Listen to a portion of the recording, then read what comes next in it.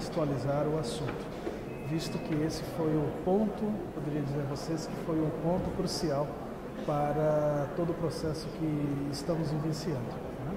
Yamamoto realizou uma experimentação onde fez um aquecimento de ácido glioxílico em meio in situ, em meio fechado, visando estudar a espectroscopia dos componentes voláteis oriundos da decomposição do ácido glioxílico.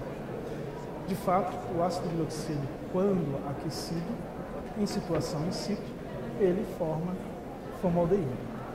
O que esse artigo não relata é a aplicação cosmética. Então, é um artigo que orienta quem estuda a teoria das reações químicas de maneira a entender os mecanismos de decomposição de substâncias químicas. Faltou a esse artigo introduzir a cosmética, ou seja, introduzir o cabelo em contato com o ácido glioxílico. Por isso que, não, na minha opinião, eu não concordo que esse tipo de literatura seja utilizada para embasamento de tomadas de decisão, por não ser uma literatura publicada em papers ou journal da área cosmética. O artigo em questão, ele, de fato, eu concordo com o Adriano, ele não representa uma situação real de uso. O que acontece é que, na minha opinião, o mercado de tratamento de cabelos, ele sofreu, ele tem, a gente pode dizer, que ele tem um antes e um depois do formol. O formol mudou, dizer para sempre é meio dramático, mas ele mudou radicalmente a experiência do consumidor. O consumidor passou a conviver com a possibilidade de ter um cabelo de uma determinada forma, que agradava tremendamente, e virou uma espécie de padrão, até que o uso do formol na condição que todo mundo aqui conhece, ser levado a público e levado a conhecimento das autoridades sanitárias, ou pelo menos forçando que elas tomassem uma posição. A mesma equipe que denunciou o uso do formol foi a equipe que também produziu a famosa matéria sobre o ácido glioxílico. Uma equipe que se considera dona da matéria e dona do assunto. Então, a Rede Globo saiu com a denúncia do formol e aí a história todo mundo conhece. Então, de qualquer jeito, depois disso, o consumidor nunca mais foi o mesmo. Ele passou a procurar uma solução e as empresas começaram também a procurar uma solução que atendesse a essa necessidade. E aí, pegando uma carona na afirmativa do Adriano, muitas vezes esse é o mercado que no Brasil ele lidera em termos de inovação. No Brasil é uma referência no mundo inteiro por conta da composição que ele tem, étnica e alguns aspectos culturais também. E esse mercado é muito rápido e muito dinâmico. Então, na mesma medida que o formol tomou conta do mercado de assalto, com todas as características de uma coisa subilegal ou até ilegal, com os riscos que envolve, e com todas as dificuldades de combater, que parece muito com o tráfico de drogas, né? Você tem um público ávido por consumir, é ilegal, dá muito dinheiro e difícil de combater, né? Tem uma analogia estranha, mas de qualquer jeito mudou o padrão do consumidor e o consumidor passou a buscar isso. Então, a próxima passo foi tentar descobrir uma alternativa. Nós do mercado, a gente o tempo todo ouvia muito essa demanda, mas o que tem, porque o consumidor está desesperado. Essa não é uma palavra muito comum da gente ouvir. O ácido glioxílico, ele na verdade, ele foi eu não sei quando começaram os estudos do uso do ácido glioxílico para modificar a estrutura do cabelo, mas a Vela publicou uma patente na década de 70, foi a primeira vez que eu vi uma referência. Quando ele apareceu para o mercado brasileiro, eu fui fazer uma primeira avaliação aqui, ideia diferente, vamos ver o que aconteceu e quem é que apareceu primeiro. A Vela publicou uma patente que depois caducou, virou domínio público, em que ela usava ácido glioxílico, e alguém já me comentou que era um produto de mercado, que durou algum tempo e depois saiu. E virou domínio público o uso de ácido glioxílico como um agente para modificação do cabelo. Então essa é vamos dizer, um nascedouro da ideia, ok?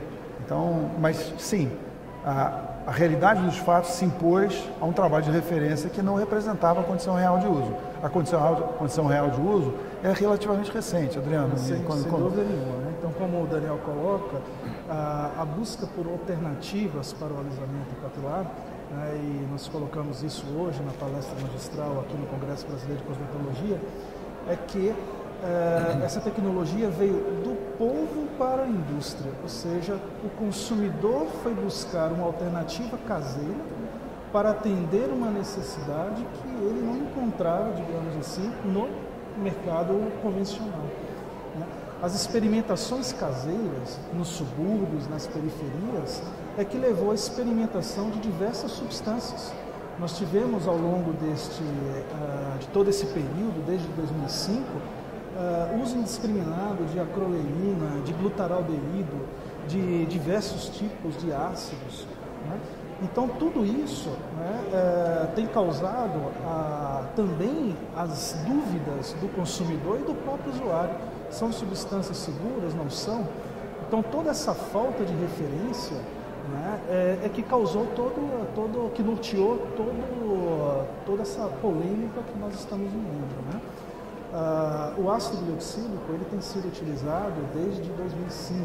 Né? E por que se utilizou o ácido glioxílico? Novamente por questões caseiras, mas houve também uma pitada de algum químico, porque o químico verificou que o ácido glioxílico, de um lado ele possui um radical aldeídico, do outro lado ele possui um radical ácido. E nada melhor para o processo reacional na fibra do cabelo, de maneira que você gere uma conformação hidrofóbica, ou seja, uma estrutura que venha a resistir à umidade, que venha a preservar o liso ao longo do tempo, do que esse tipo de substância. Então, o ácido glioxílico ele gerou polêmica devido ao potencial reacional da molécula ser mais próximo à efetividade do formaldeído. Então, como o desempenho é muito efetivo, né, eu imagino que houve uma associação de que o ácido alisa porque libera formaldeído. Né? Então, essa falta de esclarecimento, essa falta de entendimento do mecanismo de ação da substância é que nos levou nos nossos dias atuais. É necessário entender que o ácido em contato com o cabelo ele reage de 10 a 40 minutos em contato. Esse 10 a 40 minutos em contato, enquanto está ocorrendo o processo de denaturação da proteína, ele está sendo consumido.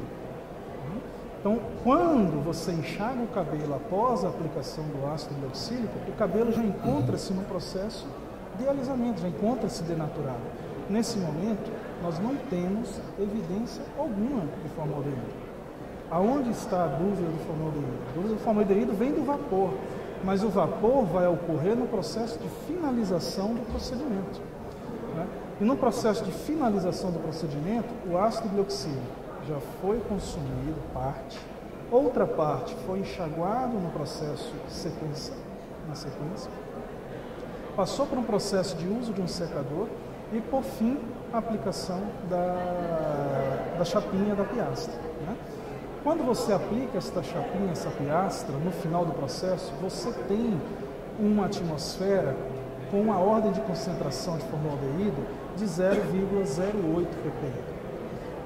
Esse 0,08 ppm, né, faz parte, inclusive, do convívio do ambiente em que vivemos.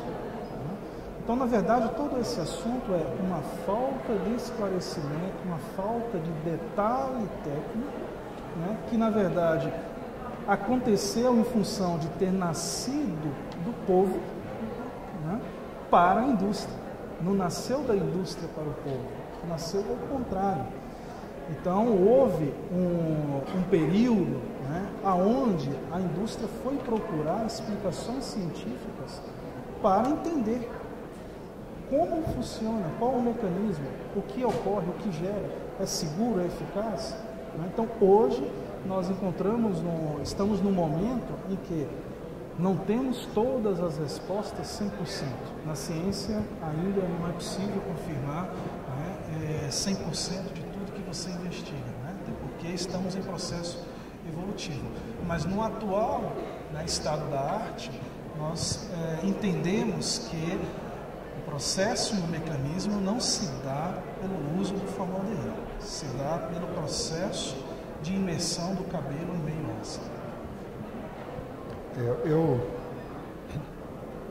discordo um pouquinho da química do Adriano, já que a gente tem que botar um pouco de polêmica, mas discordo não no sentido de formaldeído. Eu acho que a reação química tem o grupo aldeído como um grupo importante, faz parte de uma conexão, de um tipo de conexão que ela lembra em muitos momentos a reação do formaldeído. Mas não estamos falando de liberar formaldeído para fazer o alisamento, estamos falando de uma reação que tem uma adição de formol, porque se fosse só o ácido, você podia fazer um alisamento com vinagre ou com ácido acético, qualquer outro ácido. São alguns ácidos que podem fazer, algumas composições, e a presença do aldeído, tanto é que outros grupos aldeído, porque ele faz uma reação de redução das pontes de sulfeto, o aldeído reduz para dar o ácido oxálico, enfim, tem uma química orgânica envolvida aí que, claro, não é totalmente esclarecida, porque cabelo é uma matriz muito complexa. O fato do uso de aldeídos, vamos generalizar, e o formaldeído, formol foi o primeiro deles, ter vindo como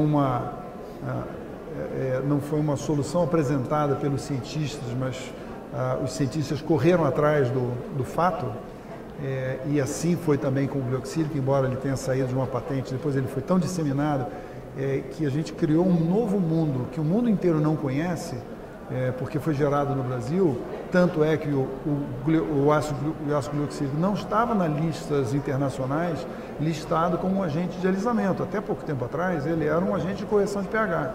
O que, por um lado, facilitou a aprovação de alguns registros na Anvisa como um corretor de pH, porque ele estava na lista. Por outro lado, era um mundo todo novo, como é ainda, um mundo todo novo. Deixou de ser, graças aos trabalhos, o Adriano tem uma participação importante nisso, mas a ciência correu a reboque e os órgãos regulatórios correram a reboque também. Então, é aquela situação, eu não conheço, não sei e não me posiciono. Para me posicionar, eu tenho que consultar uma lista internacional. E na lista internacional não consta desse jeito. Eu não tenho autonomia nem corpo técnico, estou falando das autoridades responsáveis, para me posicionar. Então eu tenho uma realidade no mercado, uma realidade que está viva, acontecendo todo dia, que gera, movimenta dinheiro, movimenta expectativa, movimenta sentimentos, movimenta tudo que o nosso setor movimenta, e as autoridades paralisadas. É um ambiente fértil para acontecer o que aconteceu com o abuso ou com, uma equipe que já era dona do formol, uma equipe que vive de impacto, né? O jornalista é medido, se aquilo repercute muito, ele ganha fama e poder dentro da própria organização, e a organização ganha também, independe disso. Então é um ambiente perfeito, você tem um vazio regulatório, um público enorme utilizando aquilo, ainda algumas lacunas e perguntas a serem preenchidas, abusos que acabam penalizando os que trabalham corretamente, procuram dar todo o entorno legal e regulatório, e aí vem o negócio. Quer dizer, a matéria, quando apareceu, da maneira que apareceu, quando veio para mim, como professor, eu protagonizei isso, me granjou uma popularidade imensa, ela já veio pronta. Já vinham matérias com câmeras escondidas, aquele estilo, com grávidas, com não sei o que, o toxicologista já estava com depoimento, o pediatra já estava com depoimento, tudo gravado. Então queriam saber como era a reação e como é que funcionava esse negócio. Mas isso funciona sempre com branco e preto, dia e noite, não tem zona cinzenta. E a zona cinzenta é exatamente esse vácuo legal, essa área onde você tem uma permissão para um determinado uso, a demanda do público exigindo uma performance que precisa de um outro nível de uso, e aí você tem um ambiente pronto de risco. E é o que aconteceu. Na verdade, o ambiente criava um ambiente muito favorável e de muito risco para alguma coisa dessa acontecer. Você tem uma equipe que já é dona do formol, para assim dizer, e aí você está com um barril de pólvora pronto para explodir. E a ciência tem o seu tempo. E a ciência tem o seu tempo porque você precisa de desenhar protocolos, você precisa de juntar dados, você precisa de união. Essa união, infelizmente, ela aconteceu depois que a bomba estourou. E aí a gente hoje tem um volume, o Adriano protagoniza, o time que está fazendo tem um ambiente completamente diferente. E já se juntam dados muito sólidos, a próprio PCPC também, informação do Adriano, o PCPC já incluiu esse novo uso. Mas se a gente retroceder para o ano passado, e esse vazio legal que existia, era um vazio legal que dizia, esse é corretor de pH. Mais de uma vez, durante a preparação da matéria, havia o questionamento, dizia assim, mas então as empresas estão ilegais? Não. Então as empresas estão fraudando, como é que chama? Fraudando a lei, ou usando a expressão lá, elas estão ao arrepio da lei, elas são ilegais? Não. Estão todas registradas, têm todo o seu registro. Não se trata disso. Mas isso não dá muito, não vende muito. Né?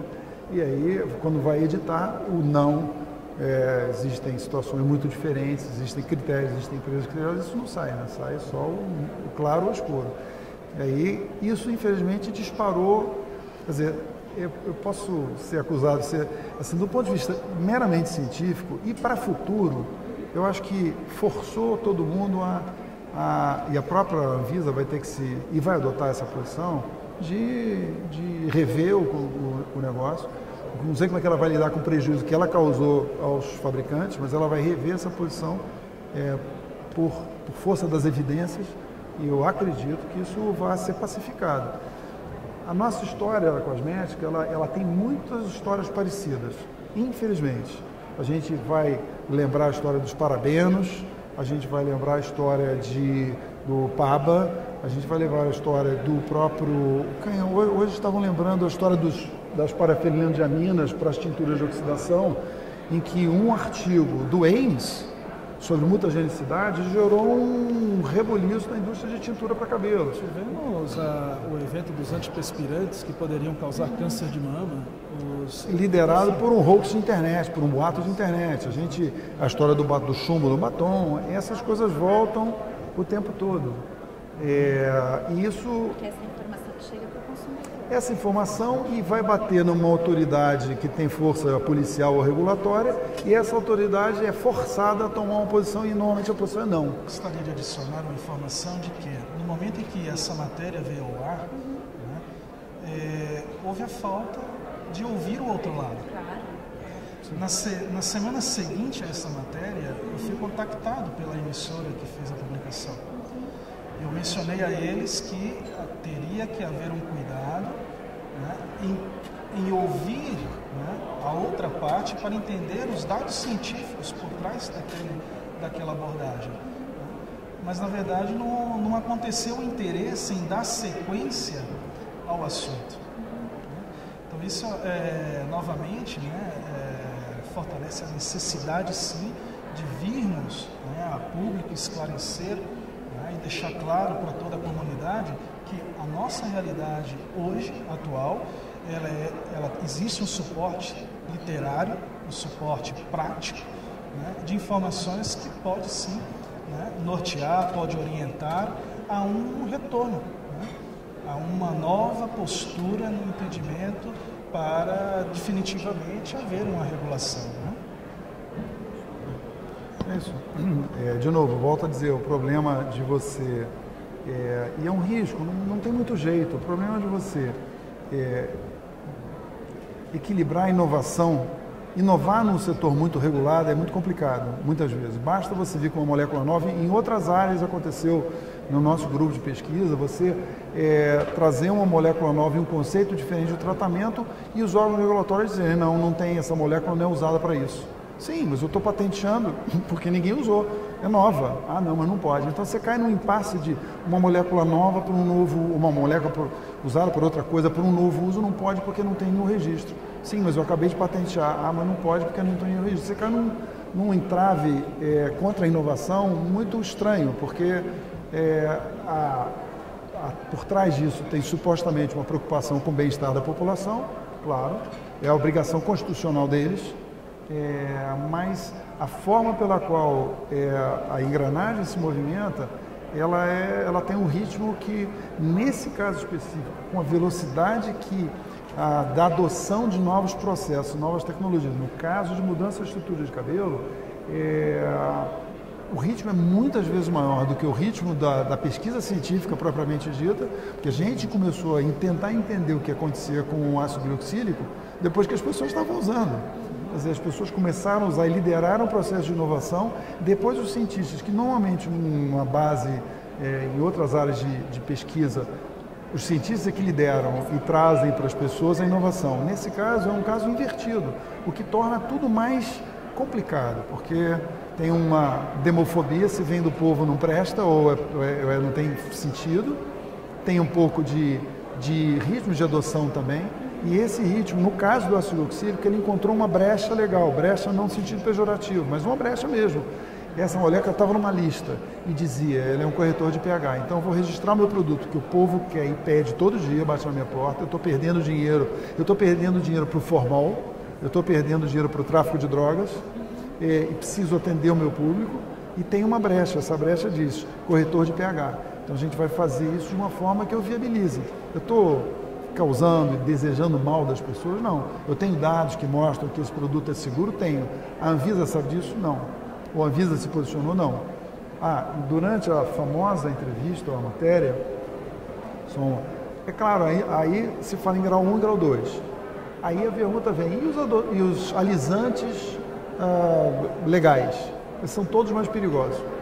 São todos mais perigosos. É muito perigoso usar soda cáustica com pH 14, sei lá quantos por cento de pH de soda cáustica num produto.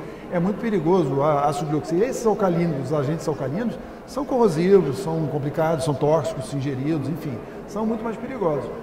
Sim, mas são grau 2, estão legalizados, então é assim, você sabe que está usando. Tem uma série de testes de segurança por serem de grau 2 que são exigências, sim.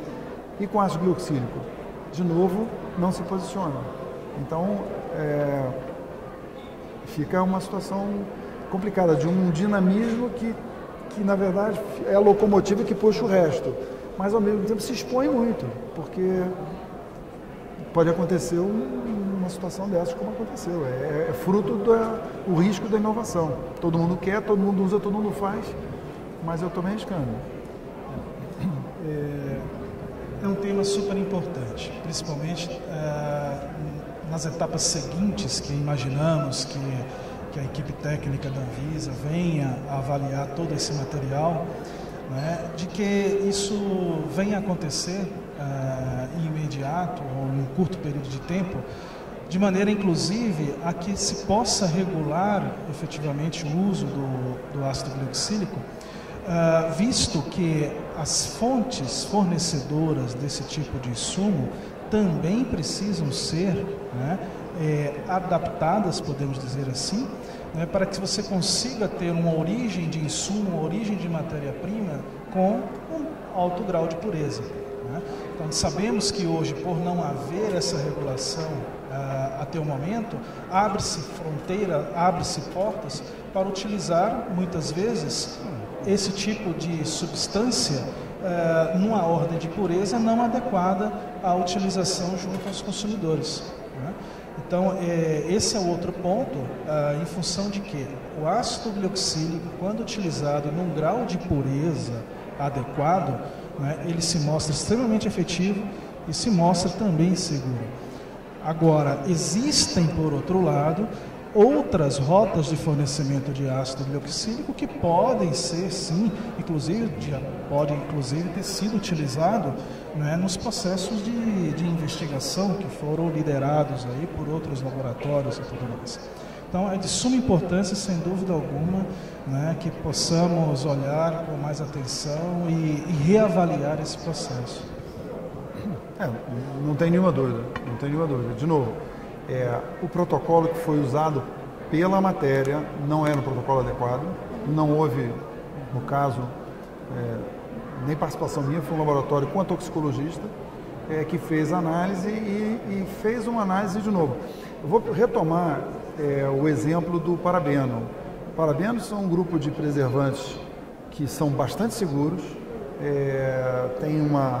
foram usados durante décadas e sem nenhuma vamos dizer, indicação de risco, até que surgiu um artigo que relacionava a presença de nódulos de câncer do seio com um artefato, uma molécula derivada possivelmente de parabenos.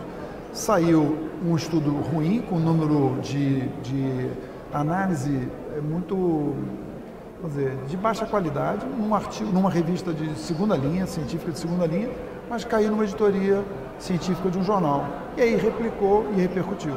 E com isso você mudou de uma forma muito importante toda a parte de preservação, com toda a economia se movimentando.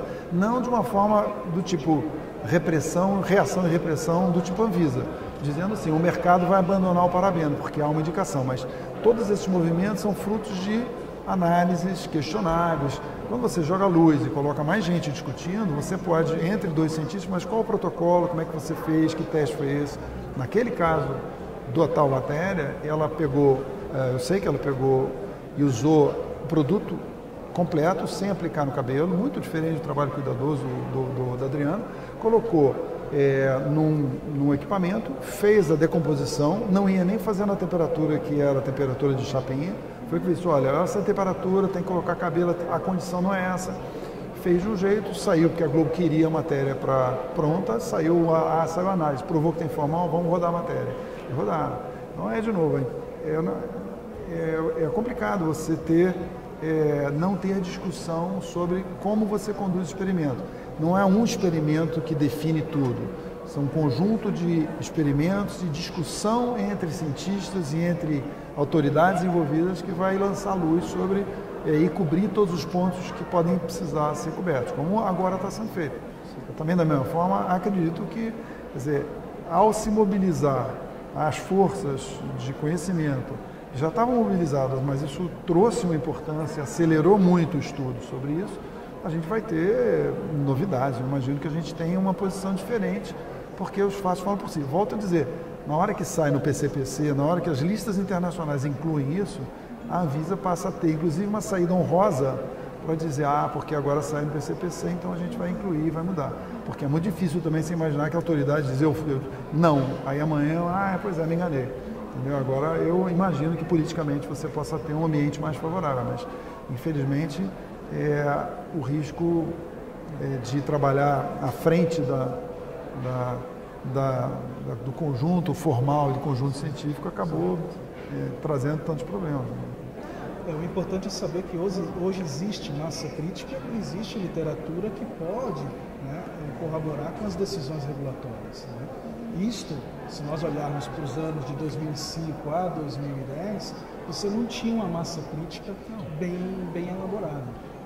Então, novamente, hoje você tem dados científicos que possam embasar essa tomada de decisão. Eu realmente, eu sei que não é... Como eu protagonizei, de forma mais... Não é desinvoluntária, porque não me pegaram na rua sem querer. Me ligaram e eu me dispus a colaborar. E realmente foi... Você não tem controle sobre... Depois da edição. Só aprendi aos 57 anos de idade. Porque é uma coisa que a gente tem que aprender. Quando você afirma uma coisa, a imprensa ela precisa de claro e escuro, não tem zona cinzenta. Quando você vai explicar alguma coisa um pouco mais complexa no meio do caminho, isso pode se perder. E a informação que acaba sendo relevante é a informação mais sensacional. Eu lamento que tenha causado tantos problemas com gente muito séria, que eu considero muito, mas o lado, como se diz, do final, ao fim e ao cabo, tentando tirar uma de poliana dessa história toda, como diz a Adriana, a gente, no final, vai ter um volume de informações muito sólido, muito consistente, que vai, de fato, transformar e harmonizar essa questão. Se esse fato não tivesse acontecido, toda essa evolução científica nacional, inclusive, não teria ocorrido. Não seria possível hoje entendermos esse mecanismo de maneira mais clara, não seria possível propor, inclusive, nas próximas etapas de desenvolvimento, produtos que venham a ser, inclusive, superiores ao que o consumidor atual está utilizando. Então, existe todo o lado positivo, não tenha dúvidas, Houve um crescimento muito grande, tanto por parte do regulatório, como por parte do desenvolvimento, como por parte da comunidade em geral, dos próprios usuários. Então, na medida que você também, quer dizer, pacifica a questão, ácido glioxílico tem o protocolo ambiental, essa é uma outra questão que não foi falada em vários fóruns, que é a questão do meio ambiente, onde, inclusive na palestra do Adriano foi citado, onde o profissional e o cliente, o usuário final, estão, o ambiente final, um salão de cabeleireiro num sábado às 6 da tarde, é uma das coisas mais infectas que eu conheço, é terrível, você chora lá dentro. E não é porque o cabeleireiro errou o corte, você chora porque tem uma quantidade de vapores ali muito grande. Onde estão essas análises? Esse tipo de preocupação, ela tem que passar a fazer parte de um conjunto, essa regulação vai minimizar todo esse acontecimento. Claro. É o que nós esperamos, né? Esse ambiente, né, não propício à respiração, que causa danos à saúde, por que existe hoje? Porque pode sim estar utilizando, né, produtos não adequados. Até que ponto é o esclarecimento do profissional que utiliza. São as duas coisas, claro. A gente está falando de um profissional que pode, como se diz por aí, o profissional vai em casa e aplica formal, aquela lógica do tráfico de drogas. Ele vai em casa, ele compra esse risco, adota isso porque ele tem uma clientela que quer. Isso é um problema policial, é outra coisa. O outro problema é de conhecimento. E a gente não está falando de ácido glioxílico, está falando de fragrância. O que acontece com a fragrância, com a inalação, com a exposição, a decomposição térmica de vários outros ingredientes que estão presentes na fórmula e que são expostos. Quando a gente respira aquele ambiente, não está respirando ácido glioxílico nem formol, é uma combinação de coisas que pode ter uma fração disso ou daquilo, inclusive formaldeído, gerado não necessariamente por formol na fórmula, gerado pela decomposição de outras espécies químicas. Esse conjunto de conhecimentos também é uma coisa que tem que ser abordado de uma forma séria, não tem outro jeito.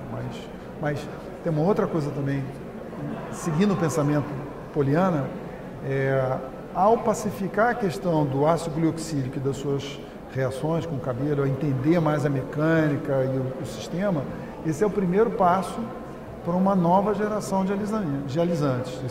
Não tem dúvida nenhuma disso. Porque, na verdade, o passo zero foi o formol.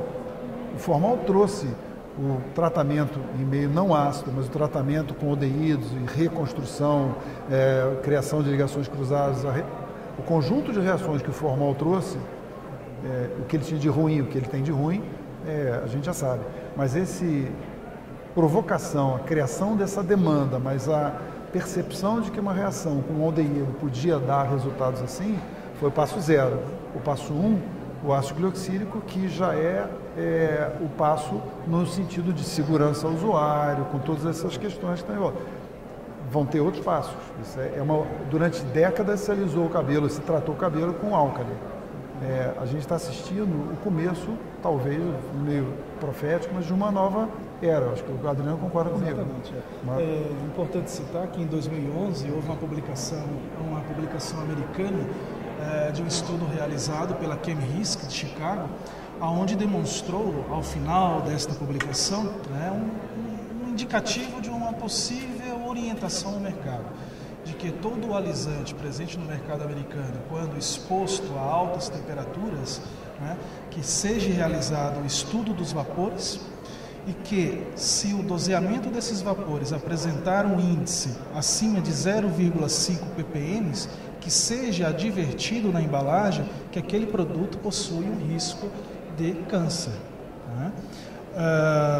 Nesse sentido, cabe ressaltar que quando se utiliza o ácido glioxílico nas concentrações em ativo de 15% sobre o cabelo humano, o vapor coletado ao final do processo alcança 0,08 ppm. Poderia alcançar 0,5 ppm? Isto é possível? Isto só é possível se houver formaldeído livre no produto. Se você tiver ácido glioxílico no padrão de pureza a 15%, elaborado dentro de uma base que não possua outros precursores de formaldeído, ao final desse processo você terá 0,08 ppm em média, bem abaixo dos índices preconizados pela Organização Mundial de Saúde, por esse próprio estudo que está disponível. Então, esse é o lado da saúde ocupacional.